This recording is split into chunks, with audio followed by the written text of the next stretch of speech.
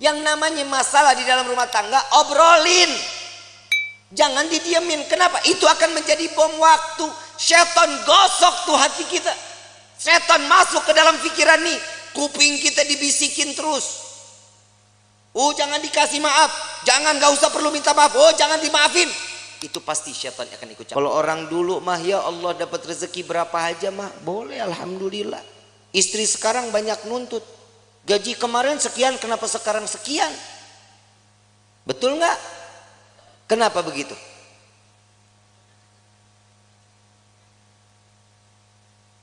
Urusan rezeki siapa yang kasih? Kenapa mintanya sama suami? Mintanya sama Allah, tapi doanya di samping suami. Ya Allah, berikan rezeki kami yang banyak lewat suami saya. Samping telinga ngomong kalau lagi tidur juga. Ya Allah, lipstik beak.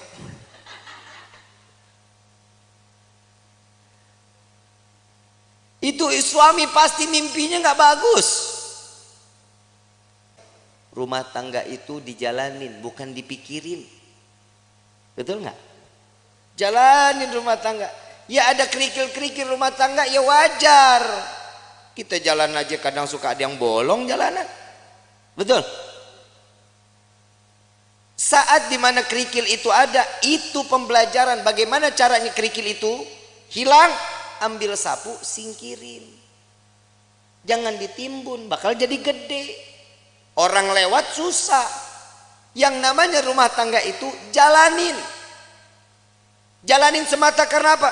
Karena Allah, cari ridho, selamat, imannya juga dipakai. Yang namanya manusia itu ditegur lewat perkataan Allah. Takwanya yang diingetin. Kenapa? Karena pernikahan itu wajib dijalani dengan ketakwaan, dengan ibadah kepada Allah. Suami istri kalau jalan ibadah sama-sama di hadapan Allah dengan mencari keridhaan Allah, selamat rumah tangga kita, ibu bapak. Selamat. Ibu bikin kopi, ridho. Ya Allah, saya ingin bikinin kopi buat suami saya. Jangan dicampur sianida. Pahit. Bikin karena ridho, kehidupannya apapun senyum. Tadi saya bilang, jangan takut saat nanti setelah pernikahan, rezeki kalau Allah lagi kurangin, terima aja. Ujiannya tuh di dalam hidup kita. Itu ujian pertama. Kadang ada, pernah dengar nggak orang baru nikah 2 bulan, 3 bulan cerai? Ada nggak? Ada. Kenapa? Karena tidak menerima hasil apa yang telah diberikan oleh Allah. Allah udah jamin di dalam Al-Quran, fa inna ma'al usri yusran, inna ma'al, setiap kesulitan pasti ada kemudahan, ada jalan keluar. Gak mungkin setiap jalan keluar itu buntu, gak mungkin. Allah menetapkan satu ujian kepada setiap hamba, pasti hamba itu punya kekuatan. Allah nggak jahat kayak kita. Kadang kita nyuruh orang seenak-enaknya, itu orang nggak mampu juga kita harus wajibin. Tapi kalau Allah memerintahkan kita karena tahu Allah ini manusia ini mampu, ini orang tahu cara jalan keluarnya, Allah kasih jalan keluarnya. Wa wajadaka dhalam fahada. Allah kasih petunjuk di dalam kehidupan. Ini ayat buat siapa? Nabi SAW. Saat Nabi berjumpa dengan 2 arah, harus kemana? Ke kanan kah? Lurus kah? Ke kiri kah? Kemana? Tapi Allah kasih petunjuk jalan. Makanya di dalam rumah tangga petunjuk itu wajib kita cari. Bagaimana caranya? Tahajud jangan ditinggalin, sholat duha jangan ditinggalin, sholat taubat, hajat, minta sama Allah. Kenapa? Saat seorang istri sujud, saat seorang suami sujud, ini akan mendapatkan pandangan kasih sayang oleh Allah. Insya keluarganya pasti sakinah, aman, tenang. Yang kedua, mawaddah. Mau apapun kendala di dalam rumah tangga tetap ngegemesin. Tahu ngegemesin? Bercanda tuh di dalam rumah tangga harus. Suami istri jangan tegang-tegang. Cuman nanya, gaji berapa sekarang? Lu berapa? Gue sekian. Banyakan gua. Jangan. Saling. Bercanda bagaimana? Sekiranya yang dilihat istri suka, suami suka. Ada kisah ini, Sayyidina Ali karamallahu wajha, menantu Rasulullah sallallahu alaihi wasallam, pernah ada konflik saat Siti Fatimah berbicara. Saat Siti Fatimah berbicara itu, Sayyidina Ali ngerasa tersinggung. Wajahnya berubah. Gak seneng. Tapi gak berani untuk ngucapin Sayyidina Ali. Kenapa? Karena memandang, ya Allah ini anaknya Nabi. Saya marah, saya takut dosa. Enggak dibicarain, tapi masang wajah berubah. Siti Fatimah sadar, salah ucapan saya. Minta maaf. Langsung minta maaf sama suami. Gak dijawab. Keliling sambil nari-nari. Sambil nari-nari. Begitu selesai nari-nari, bikin lucuan, sampai Sayyidina Ali tertawa, senyum. Maka disitulah Siti Fatimah datang kepada Rasulullah sallallahu alaihi wasallam. Ya Rasulullah, tadi nih saya ngerasa ada salah bicara sama suami saya. Langsung mukanya berubah, Nabi ikut berubah. Belum selesai bicaranya Siti Fatimah, Nabi juga berubah. Kenapa? Hei, engkau tidak akan mendapatkan keridhaan Allah, engkau akan dilaknat oleh Allah.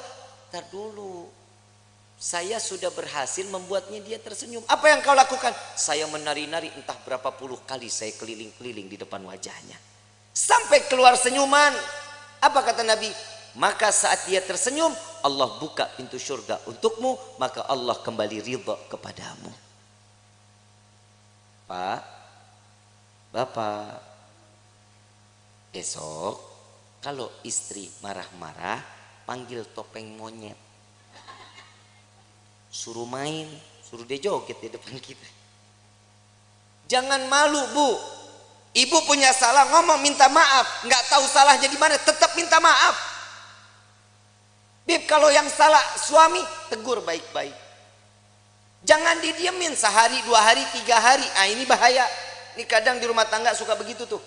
Kadang kalau lagi ribut rumah tangga main diem-dieman. Saya lagi bingung. Ada suami istri kalau ribut diem-dieman. Lu tinggal serumah. Lu diem-dieman. Lu kayak anak kos. Yang namanya masalah di dalam rumah tangga, obrolin. Jangan didiemin. Kenapa? Itu akan menjadi bom waktu. Setan gosok tuh hati kita. Setan masuk ke dalam pikiran nih. Kuping kita dibisikin terus. Jangan dikasih maaf. Jangan, gak usah perlu minta maaf. Jangan dimaafin. Itu pasti setan akan ikut campur. Kenapa? Setan gak bakal pernah terima ngelihat rumah tangga utuh karena cari ridha Allah. Setan gak bakal diam. Siti Hawa, Nabi Adam, romantisnya setengah mati. Romantisnya setengah mati. Laki-laki digoda karena siapa? Nabi Adam. Kita sampai hidup di dunia, Nabi Adam dirayu sama seorang istri yang bernama Siti Hawa. Coba ambil buahnya. Tapi Allah bilang, gak apa-apa, kan gak dimakan, dipegang aja. Dapat rayuan, Allah murka. Allah udah bilang jangan makan, jangan gak deketin aja, jangan. Dipetik baru sampai di gigi, Allah murka, diturunin ke dunia. Coba kalau Nabi Adam nggak makan, nggak ngedeketin, kita hidup di sorga semuanya ini. Tapi kadang manusia suka nuntut macem-macem sama Allah. Kalau lu mau nuntut, nuntutnya Nabi Adam. Gara-gara Nabi Adam makan buah khuldi, kita jadi ada di walahar. Aturan kan kita di sorga semuanya ada. Gak capek-capek kerja, capek-capek nulis CV, ngajuin, kadang diterima, kadang kagak. S1 cleaning service. Kadang begitu. Kalau kita hidup di sorga kan nikmat, tapi inilah bagaimana kita bisa kembali ke dalam surga. Ujian dalam hidup itu yang membuat kita kuat di dalam iman kehadapan Allah. Suami mah perintahnya dikit, cuman ngasih nafkah yang halal, memberikan satu kebaikan, jangan mencontohkan suatu keburukan. Itu tugas suami. Istri pasar, masak, sajiin makanan, betul, ngurusin anak, rapihin rumah, betul, nyuci, ngepel, nyapu, nyetrika, banyak nggak kerjaannya? Emang elu tugasnya. Terus fungsinya suami ringanin beban istrinya, itu suami.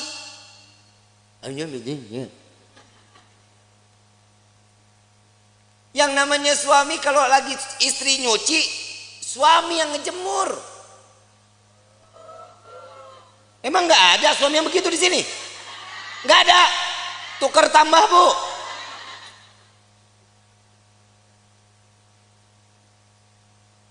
Suami angkatin jemuran, istri yang nyetrika. Nggak ada. Suami yang ke pasar, istri yang masak. Nggak ada. Ya derita lu dah.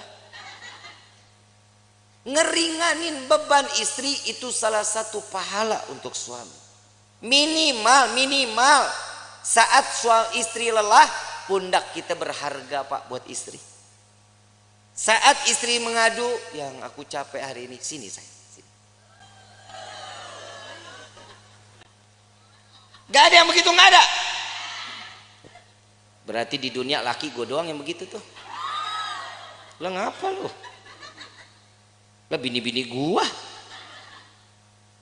Ini fungsinya mawaddah, saling manja, gemesin. Tuh tingkah laku yang begitu aja ibu pada teriak. Kenapa? Gemes banget begitu. Yang ketiga, warahmah. Hibur kehidupannya dengan kasih sayang. Pegangan tangan, rahmat. Allah turunin kasih sayangnya. Rontok dosa kecilnya. Pandangan-pandangan mata, cintanya makin tumbuh. Tapi Pak, jujur kita jadi suami banyak ngedoain istri. Istri belum tentu doain kita, Pak. Lah emang benar. Pak, boleh dipercaya mau enggak, Bapak ntar tidur pandangan-pandangan mata. Yang namanya suami ngelihat istri, pasti di dalam hatinya, ya Allah, istri saya capek dari pagi sampai gini hari, belum ngurusin saya, belum apa-apa, ya Allah, kesian. Jadiin semuanya capeknya, lelahnya jadi nilai ibadah di hadapanmu, ya Allah. Itu suami doanya. Kalau istri ngelihat kita, Pak, lagi tidur pandang-pandangannya, elah laki gue begini banget, mana mata belok, hidung pesek, hitam, hidup lagi. Tuh istri begitu. Tapi ingat, Pak, semua apa yang dilakukan oleh seorang istri contoh dari suaminya. Bapak mau lihat istri wangi, Bapak juga tampil wangi dong. Ya, jangan tiap hari pakainya 1000 bunga, 1000 bunga, 1000 bunga. Istri juga enak pakai yang kerenan gitu. Hahaha. Betul kan, Bu? Tapi memang istri itu dituntut wajib wangi di depan suami. Lu mah kagak. Mana apek, bore mason, cap kampak, GPU, kan? Bu, jangan dulu dah, Mayang aja. Mayang, ini kan malam pertama nih, Cie. Yusuf, iya. Yeah. Ini dalam hatinya, Habib udahan ke. Mayang, tampilnya sebagaimana pengantin baru terus sampai mati menjadi pengantin baru. Ya, minimal kalau tidur nggak males pakai bedak, pakai lipstik. Ya, Sup ngomong, yang aku paling suka deh ngelihat kamu kayak gini. Puji. Seorang istri itu paling seneng, Sup, kalau dipuji. Yang hidung kamu tuh kayak baskom.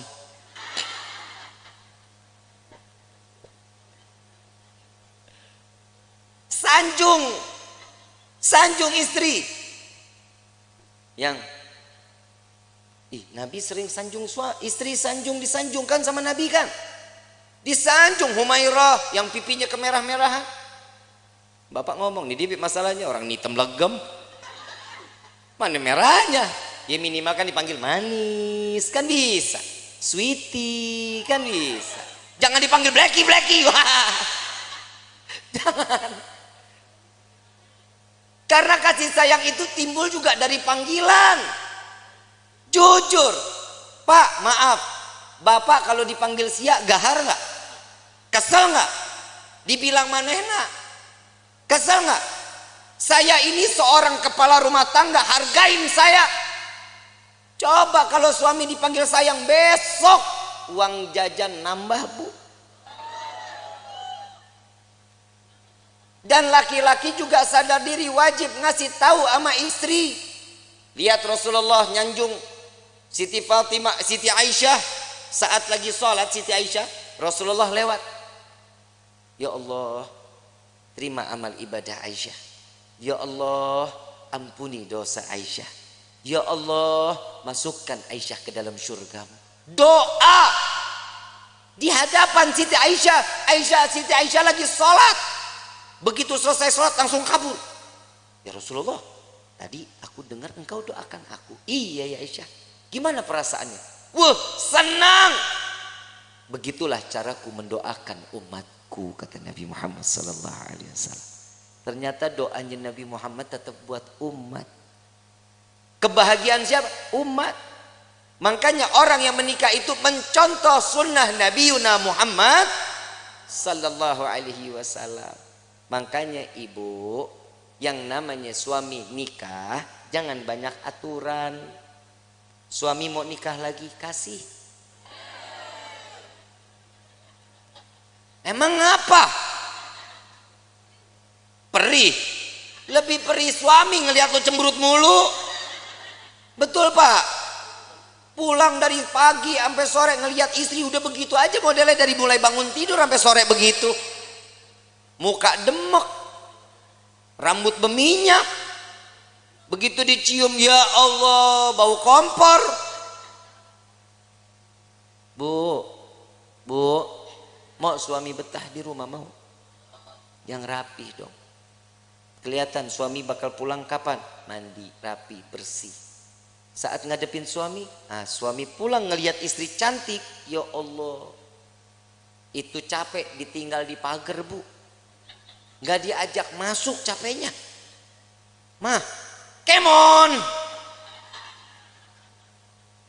Nggak ada capek. Kalau ini sudah di rahmahnya ini kita jalanin, inilah yang namanya baiti jannati, rumahku surgaku. Tapi kalau ini nggak ada, iman nggak ada, siap, rumah jadi neraka. Rumah jadi neraka. Ibu bapak romantis suami istri, anak ngelihat senang, anak pasti akan contoh kelak nantinya dia bersama suami atau istrinya akan sama sebagaimana rasa kasih sayang yang dicurahkan oleh pasangan ibu dan bapaknya. Kalau anak tiap hari ngelihat orang tua ribut, besok anak begitu juga. Apalagi kalau ada bapak kasar sama istri. Nah, punya anak laki-laki, punya anak perempuan, besok tuh anak kalau udah gede punya psikologinya berubah, takut sama laki-laki, dia akan cari pasangan perempuan.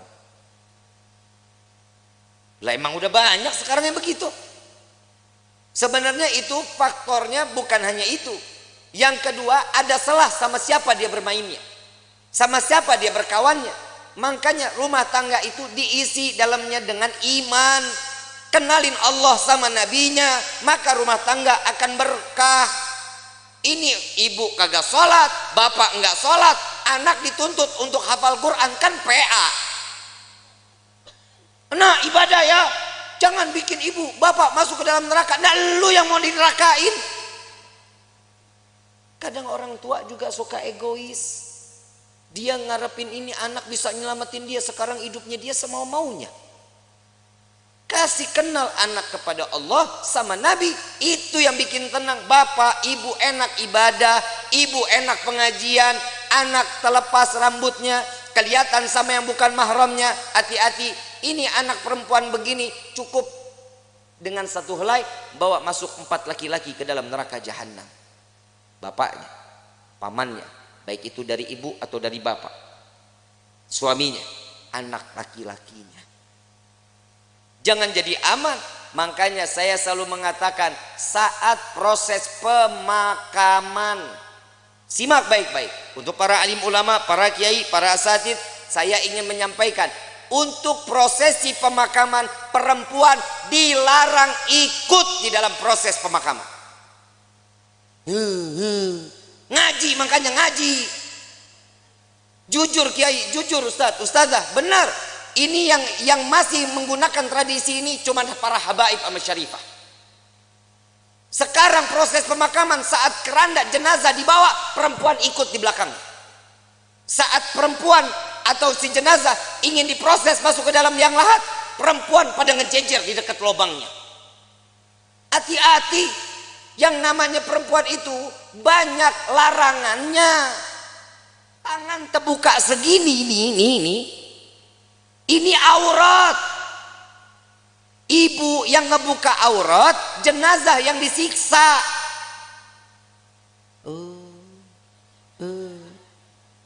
Ini tolong Pak diumumin.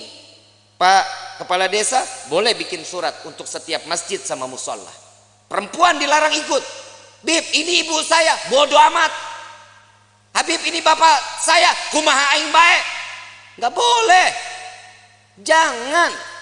Kenapa? Ini akan menjadi satu siksaan. Selesai proses pemakaman, laki-laki keluar, perempuan mau silahkan, mau ziarah, nggak dilarang. Tapi saat prosesnya jangan. Kenapa? Bikin repot. Belum nangis kayak orang gila. Bapak, ibu. Kalau suami yang meninggal nggak begitu nangisnya. Ya, jangan tinggalin saya. Buaya. Apalagi warisan banyak, senyum. Yang tenang ya yang, mudah-mudahan diterima amal ibadahnya ya yang. Tuh kalau duitnya banyak. Ada laki-laki lihat, ini siapa nih yang nangis-nangis ngegerung-gerung? Oh, ini istrinya. Jandanya boleh juga nih. Ajang jodoh di depan pemakaman. Hati-hati ya. Kiai, Ustadz, tolong ini diumumkan di setiap majlis-majlis ta'lim. Ya Bu ya. Ya Bu. Ibu sayang nggak sama jenazah?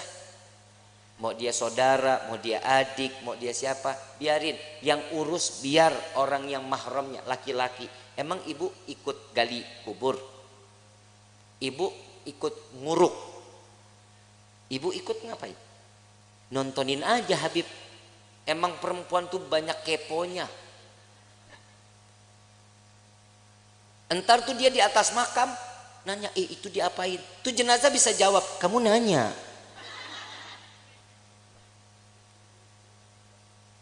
Bahaya. Ya jangan ya.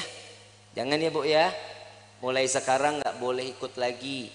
Insya Allah. Nanti kalau suatu saat, mudah-mudahan kita semua dikasih umur panjang, sehat afiah untuk ibadah kepada Allah. Amin ya Rabbal.